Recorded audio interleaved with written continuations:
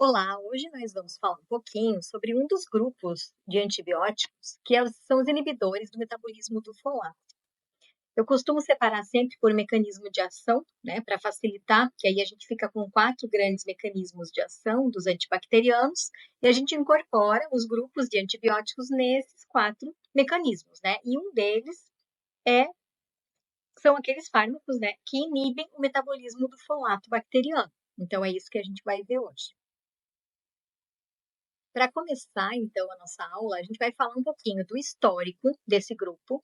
Eu gosto sempre de trazer um pouco do histórico, porque os antibióticos, né, se a gente for olhar dentro do ponto de vista mais histórico, a gente sabe que quando surgiram os primeiros antibióticos, a gente teve uma mudança muito grande, inclusive no perfil de mortalidade das pessoas, né? A expectativa de vida aumentou muito, porque muitas pessoas morriam muito novas antigamente de infecções bacterianas, né? E porque não existia antibiótico para tratar. E a gente sabe que no surgimento, né, depois do surgimento desses medicamentos, a expectativa de vida melhorou bastante. E esses antibióticos que nós vamos tratar nessa aula, que são os inibidores do metabolismo do folato, a gente conhece eles pelo grupo das sulfas, né, das sulfonamidas, a gente sabe que foi praticamente o primeiro grupo de antibióticos, né, que surgiu, que foi inventado, né, que foi criado. Vamos falar também um pouquinho sobre os principais fármacos e também sobre o mecanismo e o espectro de ação. Quando a gente fala de mecanismo de ação, a gente se refere a quê? A farmacodinâmica. Então, é em qual local da bactéria esse antibiótico vai se ligar.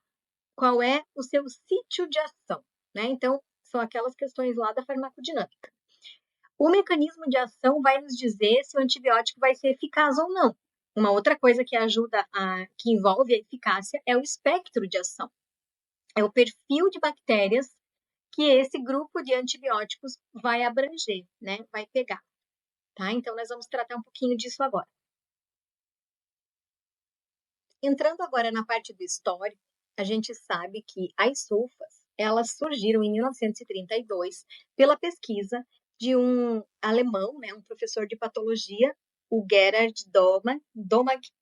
Ele, em 1932, ele fazia pesquisas de laboratório e ele estava pesquisando um corante vermelho chamado Prontozil rubrum e fazia pesquisa com animais, coelhos, camundongos, em que ele usava esse corante para matar bactérias do gênero de Staphylococcus e Streptococcus hemolítico. E aí o que aconteceu? Ele, no meio da pesquisa, né, estava tentando manipular uma substância, né, dentro desse corante aí, a partir desse corante para usar como antibiótico, né, isso em placas de Petri, né, essas pesquisas aconteciam, e mais a sua filha ficou doente, ela teve uma septicemia, por Streptococcus. E aí o que aconteceu?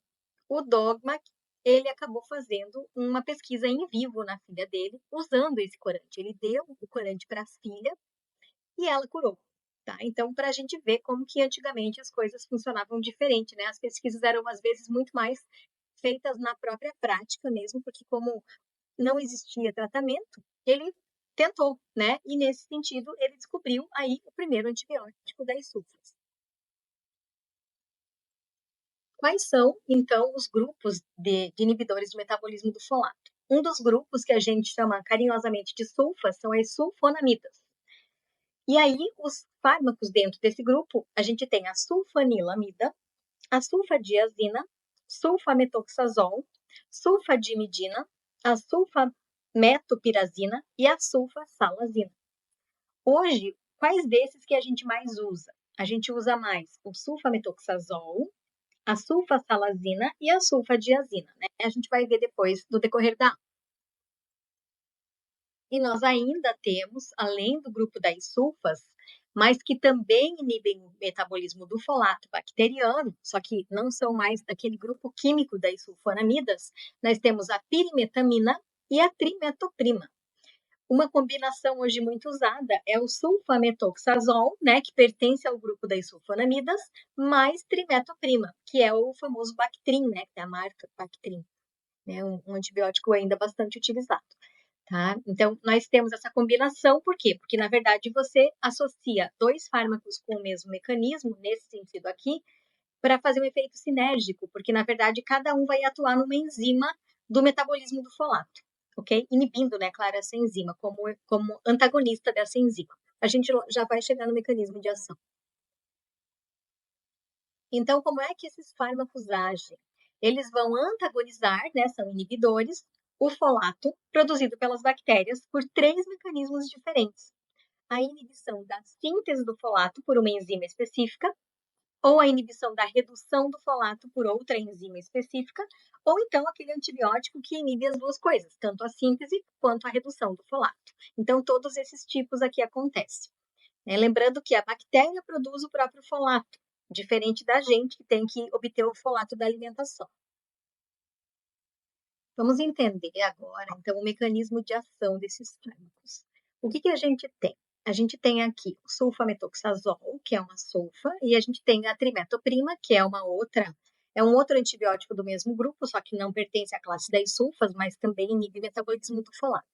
Então, a gente acaba, na prática profissional, prescrevendo sulfametoxazol mais trimetoprima, porque, como vocês vão ver, são substâncias que inibem a síntese do folato em vias diferentes, em locais diferentes da mesma via. A combinação da sulfametoxazol mais da trimetoprima se chama cotrimoxazol, né? Pela junção dos nomes aí se deu esse nome, ok? Então, vamos lá. Aqui nós temos, gente, o tetrahidrofolato, que é esse THF.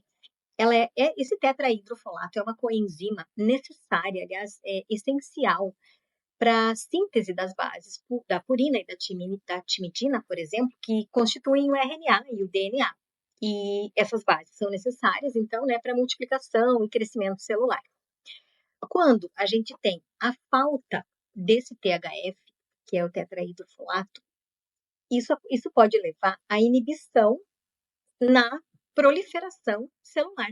Então, a gente acaba não tendo mais síntese de células, né, proliferação celular, quando falta o tetrahidrofolato. E a formação do tetrahidrofolato ocorre a partir do dihidrofolato, que é esse DHF. E essa redução, né, do dihidrofolato ao tetrahidrofolato é feito por uma enzima chamada DHF, que é o dihidrofolato redutase. Essa é uma das enzimas bem importantes, né, que, por exemplo, a trimetoprima atua inibindo essa enzima. Tá? Então, sem essa enzima, a gente sabe que não vai acontecer essa produção do tetrahidrofolato e ele não vai ser utilizado como cofator para a síntese de bases nitrogenadas do DNA e do RNA, ok? No ser humano, o que acontece? O ácido dihidrofólico é produzido a partir do ácido fólico, né? Então, aqui nós temos o ácido dihidrofólico a partir do ácido fólico, que é uma vitamina, né, que a gente acaba absorvendo da dieta. Só que as bactérias, elas não sintetizam dessa forma, né? As bactérias, elas sintetizam o próprio folato. Só que elas sintetizam, na verdade, o dihidrofolato e não o tetrahidrofolato.